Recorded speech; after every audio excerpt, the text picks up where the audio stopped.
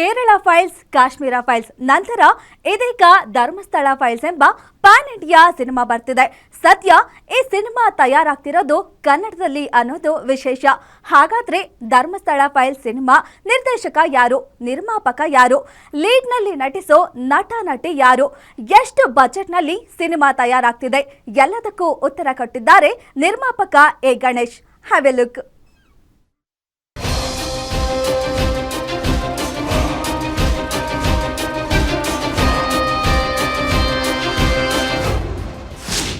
ಪಂಚ ಭಾಷೆಯಲ್ಲಿ ಬರ್ತಿದೆ ಧರ್ಮಸ್ಥಳ ಫೈಲ್ಸ್ ಸಿನಿಮಾ. ಫಿಲ್ಮ್ ಚೇಂಬರ್ನಲ್ಲಿ ಅನುಮತಿ ಪಡೆದು ಟೈಟಲ್ ರಿಜಿಸ್ಟರ್. ಎ ಗಣೇಶ್ ನಿರ್ಮಾಣದಲ್ಲಿ ವಿಜಯ್ ಸೇತುಪತಿ ನಟನೆ. ದೇಶಾದ್ಯಂತ ಸದ್ದು ಮಾಡ್ತಿರುವ ಧರ್ಮಸ್ಥಳ ಶವಗಳ ರಹಸ್ಯ, ಎಸ್ಐಟಿ ಕಾರ್ಯಾಚರಣೆ ಇದೆಲ್ಲದರ ಕುರಿತು ಇದೀಗ ಸಿನಿಮಾವೊಂದು ಬರ್ತಿದೆ. ಈಗಾಗಲೇ ನೈಜ ಘಟನೆಗಳ ಆಧಾರಿತ ಕಾಶ್ಮೀರಿ ಫೈಲ್ಸ್, ಕೇರಳ ಫೈಲ್ಸ್ನಂತಹ ಸೂಕ್ಷ್ಮ ವಿಚಾರಗಳ ಬಗ್ಗೆ ಸಿನಿಮಾಗಳು ಬಂದಿವೆ. ಇದೀಗ ನೇತ್ರಾವತಿ ಸ್ನಾನ ತೀರದಲ್ಲಿ ಅನಾಮಿಕ ಗುರುತಿಸಿರುವ ಸ್ಥಳಗಳ ಕಾರ್ಯಾಚರಣೆ ವೇಳೆ 6ನೇ ಸ್ಪಾಟ್ನಲ್ಲಿ ಅಸ್ಥಿಪಂಜರ ಸಿಕ್ಕಿದ್ದು ಕೇಸ್ನ ತೀವ್ರತೆ ಹೆಚ್ಚಾಗಿದೆ. ಇದರ ಬೆನ್ನಲ್ಲೇ ಎಲ್ಲರೂ ಹುಬ್ಬೇರಿಸುವಂತಹ ಒಂದು ಬೆಳವಣಿಗೆ ಆಗಿದೆ. ನಿರ್ಮಾಪಕ ಎ ಗಣೇಶ್ ಒಂದು ಬೋಲ್ಡ್ ನಿರ್ಧಾರ ಮಾಡಿದ್ದಾರೆ. ಒಳ್ಳೆ ಒಂದು ಕತೆ ಇದೆ ಇದರಲ್ಲಿ. ಮುಂದೆ ಯಾವ ರೀತಿ ಈಗ SIT ತಗೊಂಡೋಗಿ ಯಾರಿಗೆ ಅನ್ಯಾಯ ಆಗಿದೆ ಅವ್ರಿಗೆ ಯಾರಿಗೆ ನ್ಯಾಯ ಕೊಡಿಸ್ತಾರೆ ಅನ್ನೋದು ಸರ್ಕಾರ ದೃಢವಾಗಿ ನಿಂತಿದೆ. ಸೊ 100% ಸರ್ಕಾರದಿಂದ ಇದು ಒಳ್ಳೆಯವ್ರಿಗೆ ಎಲ್ಲರಿಗೂ ಯಾರೇ ತಪ್ಪು ಮಾಡಿದರೂ ಕೂಡ ಅವ್ರಿಗೆ ಶಿಕ್ಷೆ ಆಗೇ ಆಗುತ್ತೆ. SIT ಅವ್ರು ಪ್ರತಿಯೊಂದು ವಿಷಯನೂ ತೆಗಿತಾ ಇದ್ದಾರೆ.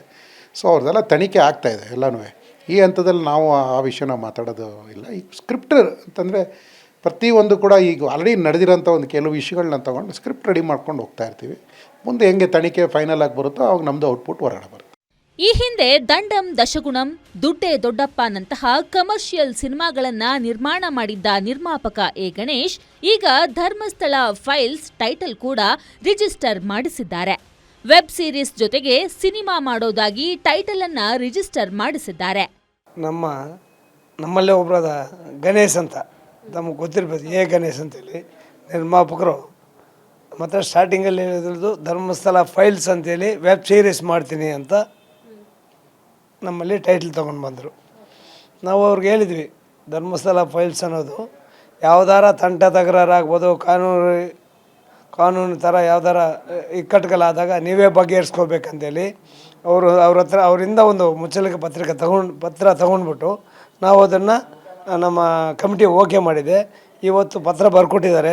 ಏನೇ ಅದರಲ್ಲಿ ತಂಟ ತಕರಾರು ಬಂದರೆ ನಾವೇ ನಿಭಾಯಿಸ್ಕೊಳ್ತೀವಿ ಮುಂದಿನ ದಿನಗಳೆಲ್ಲ ಅಂತ ನಮ್ಗೆ ಒಂದು ಲೆಟ್ರ್ ಮಾಡಿಕೊಟ್ಟಿದ್ದಾರೆ. ಅವ್ರಿಗೂ ನಾವು ಸ್ಯಾಂಕ್ಷನ್ ಮಾಡಿ ಕೊಡ್ತಾಯಿದ್ವಿ. ಈಗಾಗಲೇ ನುರಿತ ನಿರ್ದೇಶಕರಿಂದ ಕಥೆ ತಯಾರು ಮಾಡ್ತಿದೆಯಂತೆ ಚಿತ್ರತಂಡ. VK ಪ್ರಕಾಶ್ ಮಲಯಾಳಿ ನಿರ್ದೇಶಕರೊಂದಿಗೆ ಚರ್ಚೆ ನಡೆಯುತ್ತಿದ್ದು, MS ರಮೇಶ್ ಕತೆ ತಯಾರು ಮಾಡ್ತಿದ್ದಾರೆ. ನೈಜ ಘಟನೆ ಆಧರಿಸಿ ಧರ್ಮಸ್ಥಳ ಫೈಲ್ಸ್ ಬರ್ತಿದ್ದು, ಮೊದಲಿಗೆ ವೆಬ್ ಸೀರೀಸ್ ಚಿತ್ರೀಕರಣ ನಡೆಯಲಿದೆ.